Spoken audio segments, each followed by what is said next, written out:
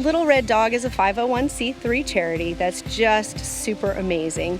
We rescue the bulk of our dogs from the high kill shelters in the area. We help rehabilitate them if they need that, whether it's physically or behaviorally, and we find forever homes for them. We established our rescue in 2011, and since then we've rescued just over 2,000 dogs. We really started with the humblest of beginnings. It was Steve, myself, and we made the kids help us, so they were our first volunteers. My parents just got really into the dog behavior, rescuing dogs. PJ was helping transport dogs from shelters to rescue, and one day she just said, I think we can do this. I think we should do this. There's a need for it, and we're gonna help these dogs. We rescued this little girl named Bay. We got her when she was like 6 or 8 weeks old, and she couldn't walk very well, and we weren't really sure what was wrong with her, but the people who had her were backyard breeders, and they sold her to us. I had to give him $200 to get this poor dog away, but I knew that if we didn't do that, that her prognosis was not going to be very good.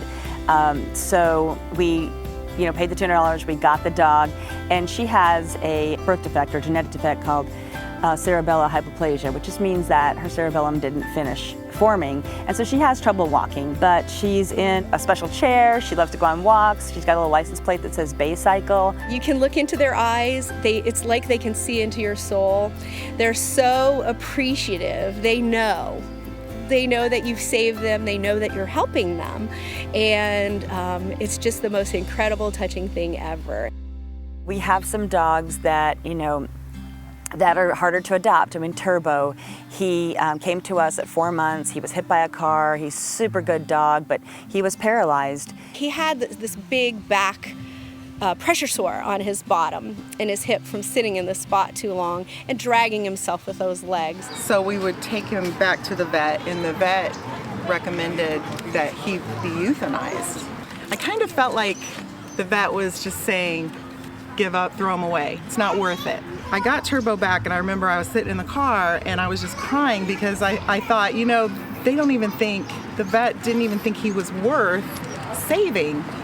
And we were very fortunate that we did find a vet that said, it's gonna take a long time, but I'm going to do surgery and he will heal. Eventually we had to amputate his legs, and actually that helped improve the quality of his life. Turbo, wow. Come here, bring me your toy. Bring me your toy. Okay, go get it. Go get the toy. Okay, bye. So he's awesome. He lifts with his front legs. He just scoots himself all over the place, can lift his bottom up. Turbo is just like a regular dog. He gets around like a regular dog. He's as fast as a regular dog. He loves to play with other dogs, and he is the most friendly guy that he just seems easy to me. He seems easy because he's just so full of love. It's easy to be with him, if that makes sense. He is still looking for his forever home, and he's over a year now, but we hope that somebody will take on a special needs case like that. It's really hard to find those special needs fosters.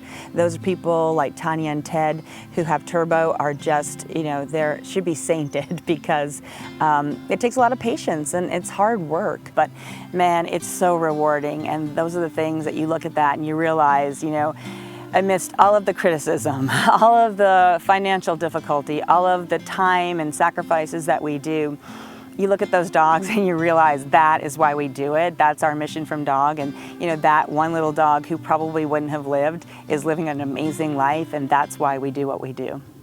So there were some really special cases this year, as there are every year, of incredible dogs that just had a lot of medical needs. Our vet bills are through the roof every month because we have to cover spays, neuters, their shots, vaccines, and most of the dogs that we take on are not healthy dogs. We like to take on the challenging cases because no one else does. So we are at the mercy of the public to help us out to save these dogs. There's still a lot of dogs dying every year. I mean, the numbers are staggering, and without spay and neuter programs, without more rescues and more funds, those dogs and companion animals will continue to die, unfortunately. We are 100% volunteer-based and donation-based. So we need those donations so that we can help save puppies' lives. All these people, incredibly, and I don't know why they do it, for us, They go in day to day, take care of the dogs. They call people that are about to be interviewed. They hop in their car at any moment's time to go rescue a dog. None of these people are paid. They sacrifice all their time for the little red dog. It's truly amazing, and I'm very humbled every day. We have rescued over 2,000 dogs.